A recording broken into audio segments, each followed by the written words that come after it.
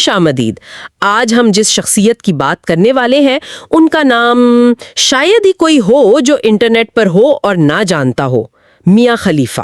لیکن دلچسپ بات یہ نہیں کہ وہ کون ہے بلکہ یہ کہ ان کی کہانی میں اتنے تضادات کیوں ہیں. بالکل.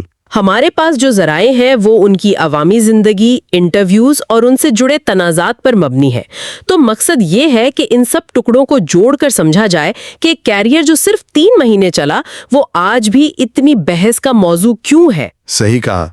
یہ صرف ایک بایوگرافی نہیں ہے، یہ کیس سٹڈی ہے کہ 21ویں صدی میں شہرت کیسے کام کرتی ہے.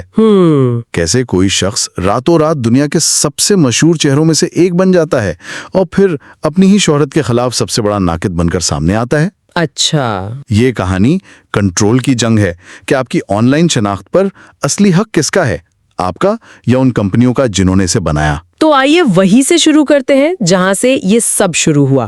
سارا جو چمون جو لبنان کے ایک کیتھولک گھرانے میں پیدا ہوئی. جی. اور پھر 2001 میں ان کا خاندان امریکہ آ گیا. یہ پس منظر ان کی کہانی کو سمجھنے کے لیے بہت بہت ضروری ہے. کیوں؟ مطلب اس کی کیا خاص وجہ ہے؟ وجہ یہ ہے کہ یہی ثقافتی اور مذہبی بیک گراؤنڈ تھا جس نے بعد میں ہونے والے تنازع کو ایک چھوٹی سی چنگاری سے ایک عالمی آگ میں بدل دیا. صحیح. وہ امریکہ میں پلی بڑی، یونیورسٹی آف ٹیکساس سے تاریخ میں ڈگری حاصل کی. یہ ایک عام آپ کہہ لیں تارکین مقتن کی کہانی لگتی ہے، لیکن اکتوبر 2014 میں انہوں نے ایک ایسا فیصلہ کیا جس نے سب کچھ بدل دیا. انہوں نے بالغ فلم انڈسٹری میں قدم رکھا اور جو اس کے بعد ہوا وہ کسی بھی معیار سے غیر معمولی تھا. آپ کہہ رہے ہیں کہ ان کا پورا کریئر صرف 3 مہینے کا تھا؟ صرف 3 مہینے، اکتوبر 2014 سے لے کر 2015 کے اوائل تک. بس؟ جی. لیکن ان 90 دنوں کا اثر آج تک قائم ہے. یہ اس انڈسٹری کی تاریخ میں شاید سب سے دھماکہ خیز آغاز تھا. 1 منٹ، تو آپ یہ کہہ رہے ہیں کہ وہ صرف 2 مہینوں کے اندر دسمبر 2014 تک پورن ہب جیسی دنیا کی سب سے بڑی ویب سائٹ پر نمبر 1 پرفارمر بن گئی؟ جی بالکل. یہ کیسے ممکن ہوا؟ مطلب کسی بھی فیلڈ میں اس طرح کی شہرت، یہ تو تقریباً ناممکن لگتا ہے. یہی تو اس کہانی کا سب سے حیران کن پہلو ہے. اس کی کوئی ایک وجہ نہیں تھی، یہ ایک پرفیکٹ طوفان تھا. ان کی مشرق وسطی کی شناخت، ان کا لک اور الگورتھم نے بھی ایک بڑا کردار ادا کیا.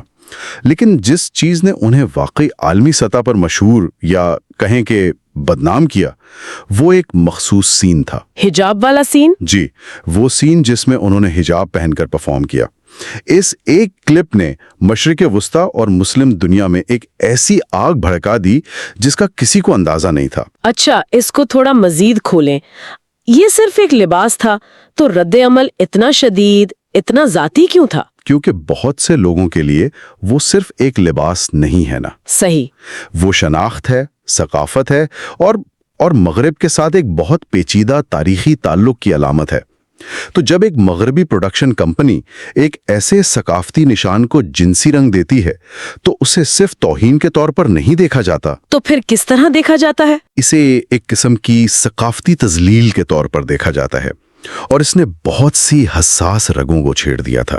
رد عمل صرف غصے والے ٹویٹس تک محدود نہیں رہا. نہیں، یہ جان سے مارنے کی دھمکیوں تک پہنچ گیا تھا. جی ہاں. رپورٹس کے مطابق داعش جیسی تنظیموں کی طرف سے بھی دھمکیاں آئیں. ذرا ایک لمحے کے لیے اس پر رکتے ہیں. ہم آن لائن تنازع پر بات کرتے ہیں لیکن اس کے انسانی پہلو کو بھول جاتے ہیں. بالکل. ایک 21 سالہ لڑکی جسے دنیا کی سب سے خطرناک تنظیموں سے موت کی دھمکیاں مل رہی ہیں، اس کا نفسیاتی اثر کتنا شدید ہوگا؟ ناقابل تصور. اور اس وقت ان کا اپنا رد عمل بھی بہت دلچسپ تھا.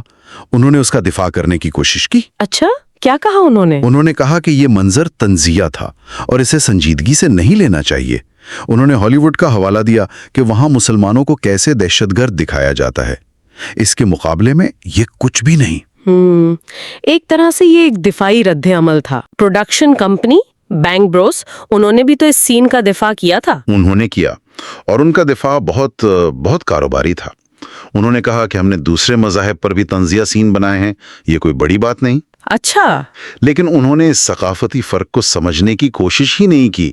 ان کے لیے یہ صرف ایک اور پروڈکٹ تھا. اور اس کا اثر ان کے اپنے ملک لیبنان میں کیسا رہا؟ وہاں تو ان پر شدید تنقید کی گئی. अखबारात ने उन्हें मुल्क के लिए शर्मिंदगी करार दिया, तो वो एक ही वक्त में शोहरत की बुलंदी पर थीं और तन्हाई की गहराई में भी। तो इस शदीद दबाव के बाद उन्होंने सिर्फ 3 माह में इंडस्ट्री छोड़ दी। ये अपने आप में एक बहुत बड़ा फैसला है, लेकिन इंडस्ट्री से निकलना एक बात है और उससे जुड़ी शनाख्त से निकलना बिल्कुल दूसरी। बिल्कुल। दुनिया उन्हें एक ही चीज के लिए जानती थी, उन्होंने उससे आगे अपनी जिंदगी कैसे बनाई? ये एक बहुत सुस्त और मुश्किल अमल था। उन्होंने कुछ अरसे के लिए वेबकैम मॉडलिंग की, लेकिन असल तब्दीली तब आई जब उन्होंने अपनी शख्सियत को सोशल मीडिया इन्फ्लुएंसर और स्पोर्ट्स कमेंटेटर के तौर पर दोबारा बनाना शुरू किया। अच्छा, तो उन्होंने एक नई पहचान बनाने की कोशिश की। जी, उन्होंने अपनी हिस्से मजा और शख्सियत को इस्तेमाल करके लाखों फॉलोअर्स बनाए। एक तरह से वो अपनी कहानी का कंट्रोल वापस लेने की कोशिश कर रही थी। और फिर कई सालों की निस्बतन खामोशी के बाद उन्होंने एक धमाका किया। जी, उन्होंने उसी इंडस्ट्री के खिलाफ बोलना शुरू किया जिसने उन्हें शोहरत दी थी, और उनका सबसे बड़ा दावा माली मामलात पर था। हाँ, और ये दावा इतना चौंका देने वाला था कि उसने पूरी बहस का रुख ही बदल दिया। 2019 में एक इंटरव्यू में उन्होंने कहा कि अपने पूरे फिल्मी कैरियर से, जिसने उन्हें दुनिया भर में नंबर 1 बनाया, उन्होंने सिर्फ $12,000 कमाए थे। $12,000? ये रकम तो बिल्कुल नाकाबिले यकीन लगती है ना? आम तासुर तो यही है कि इस इंडस्ट्री के टॉप स्टार्स लाखों कमाते हैं। ये दावा तो पूरे सिस्टम पर एक फर्दे जुर्म की तरह है। बिल्कुल। उन्होंने कहा कि उन्हें इस्तेहसाली मुआहदों में फंसाया गया था, जहां उनसे उनके इमेज के तमाम हुकूक ले लिए गए थे। यानी उनका अपनी तस्वीर पर भी कोई कंट्रोल नहीं रहा। उनका यही कहना था कि कंपनियां आज भी उनके पुराने मवाद से करोड़ों डॉलर कमा रही हैं, जबकि उन्हें उसमें से एक पैसा भी नहीं मिलता। उनका बयानिया ये था कि उनकी जवानी और शनाख्त को एक ऐसी इंडस्ट्री ने इस्तेमाल करके फेंक दिया जो अपने वर्कर्स का ख्याल नहीं रखती। इस इंकिशाफ के बाद तो इंटरनेट पर एक तहरीक शुरू हो गई थी, है ना, #Justice for Mia Khalifa के नाम से। जी, एक ऑनलाइन पिटीशन शुरू हुई जिस पर 15 लाख से ज्यादा लोगों ने दस्तखत किए। वाह! इसमें मुतालबा किया गया कि उनके पुराने सीन्स को वेबसाइट से हटाया जाए और उनके नाम के हकूक उन्हें वापस दिए जाएं। ये एक बहुत बड़ी अवामी हिमायत की लहर थी। लोग उनकी कहानी को इस्तेहसाल की एक मिसाल के तौर पर देख रहे थे। लेकिन कहानी यहाँ खत्म नहीं हुई, क्योंकि प्रोडक्शन कंपनी ने खामोशी इख्तियार नहीं की।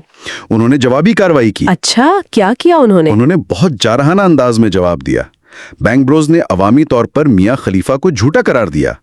उन्होंने कहा कि $12,000 की रकम सरासर गलत है और उन्हें उससे कहीं ज्यादा अदायगी की गई थी, जिसमें बोनस और रॉयल्टीज भी शामिल थे। जी, और उन्होंने ये भी दावा किया कि उनके पास अदायगियों की तमाम रसीदें और सबूत मौजूद हैं। तो अब हमारे पास 2 बिल्कुल मुतजाद कहानियां हैं। एक तरफ मियां खलीफा का इस्तेहसाल के बयानिया और दूसरी तरफ कंपनी का दावा कि वो झूठ बोल रही हैं और उन्हें मुनासिब मुआवजा दिया गया था। सही। एक आम सामे के लिए ये समझना बहुत मुश्किल है कि सच क्या है। और यही इस मामले का सबसे अहम नुक्ता है। शायद हम कभी भी असल हकीकत न जान पाएं, लेकिन ये तजाद हमें इस इंडस्ट्री की अंदरूनी साख्त के बारे में बहुत कुछ बताता है। ये एक ऐसी दुनिया है जहां मुआहदे पेचीदा होते हैं, ताकत का तवाजुन अक्सर कॉरपोरेशंस के हक में होता है और शफाफियत वो तकरीबन ना होने के बराबर है। तो बात सिर्फ ये नहीं कि कौन सच बोल रहा है। नहीं, बात यह है कि एक ऐसा निजाम मौजूद है जहां इस किस्म के तनाजुआत पैदा ही हो सकते हैं। और ये डिजिटल भूत का तस्वुर भी सामने लाता है कि आप एक काम छोड़ देते हैं, लेकिन इंटरनेट पर उसका भूत हमेशा आपका पीछा करता रहता है। बिल्कुल। मियां खलीफा ने वो काम सिर्फ 3 महीने किया, लेकिन 10 साल बाद भी उनकी डिजिटल शनाख्त उसी काम से जुड़ी हुई है। वो इससे भाग नहीं सकती, क्योंकि वो मवाद हमेशा के लिए मौजूद है। न सिर्फ मौजूद है, बल्कि उनकी मर्जी और फायदे के बगैर मुसलसल पैसा कमा रहा है। ये एक बहुत ही जदीद दौर की मुश्किल है कि जब आपका काम आपकी रजामंदी से ज्यादा जिंदा रहता है तो उस पर किसका कंट्रोल होना चाहिए। और ये सवाल सिर्फ मियां खलीफा का नहीं, ये हर उस शख्स का है जो डिजिटल दुनिया में कुछ भी तख्लीक करता है। तो जब हम इन तमाम पहलुओं को एक साथ देखते हैं, एक मुतनाज़ा आगाज, आलमी बदनामी, इंडस्ट्री से अलहदगी और फिर एक नाक़िद के तौर पर वापसी, तो ये कहानी हमें क्या बताती है? इसका बड़ा सबक क्या है? میرے خیال میں اس کے کئی سبق ہیں۔ پہلا تو یہ کہ شہرت، خاص طور پر انٹرنیٹ کی شہرت، کتنی بے رحم اور بالکل۔ دودھاری تلوار ہو سکتی ہے۔ ہاں، یہ آپ کو راتوں رات آسمان پر پہنچا سکتی ہے اور اگلے ہی لمحے زمین پر پٹک سکتی ہے۔ دوسرا، یہ آن لائن شناخت کی ملکیت پر ایک بہت اہم بحث چھیڑتی ہے۔ آپ کی ڈیجیٹل تصویر، آپ کا نام، آپ کا کام، جب یہ ایک بار پبلک ہو جاتا ہے تو کیا یہ واقعی آپ کا رہتا ہے؟ اور یہ ان صنعتوں کے بارے میں بھی سوال اٹھاتی ہیں جو اکثر عوام کی نظروں سے اوجھل کام کرتی ہیں۔ یہ ہمیں ان طاقت کے ڈھانچوں پر سوچنے پر مجبور کرتی ہیں جو ان میں کام کرنے والوں کی زندگیوں کو کنٹرول کرتے ہیں۔ جی کو تھوڑا سا کھول دیا ہے۔ ہاں، وہ ایک علامت بن گئی ہیں۔ کچھ لوگوں کے لیے وہ استحصال کے خلاف لڑنے والی ایک ہیرو ہیں، اور کچھ کے لیے وہ ایک موقع پرست ہیں جو اپنے ماضی سے فائدہ اٹھانے کی کوشش کر رہی ہیں۔ اور سچائی شاید ان دونوں کے بیچ میں کہیں ہے۔ بالکل، لیکن ان کی کہانی نے ایک ایسی گفتگو شروع کی ہے جو بہت ضروری تھی۔ اور ہم آج کی اس گفتگو کو سامعین کے لیے ایک سوال کے ساتھ ختم کرنا چاہیں گے۔ ایک ایسا سوال جس پر آپ خود غور کر سکتے ہیں۔ جب ایک عوامی شخصیت اپنے ماضی کو، خاص طور پر اس ماضی کو جس نے انہیں شہرت دی، چیلنج کرتی ہے اور اسے ایک نئی شکل دینے کی کوشش کرتی ہے، تو ہماری یعنی معاشرے کی کیا ذمہ داری بنتی ہے؟ یہ ایک بہت اہم سوال ہے۔ کیا ہمیں انہیں ان کے ماضی کے فیصلوں کا قیدی بنا کر رکھنا چاہیے، یا انہیں اپنی کہانی کو دوبارہ بیان کرنے کا حق دینا چاہیے؟ اور اس سے بھی بڑا سوال یہ ہے کہ ڈیجیٹل دنیا کی اس عدالت میں، جہاں ہر کلپ اور ہر تصویر ہمیشہ کے لیے ثبوت کے طور پر موجود ہے، کیا کسی کے لیے اپنی شناخت کو واقعی بدلنا ممکن بھی ہے؟ اس پر سوچیے۔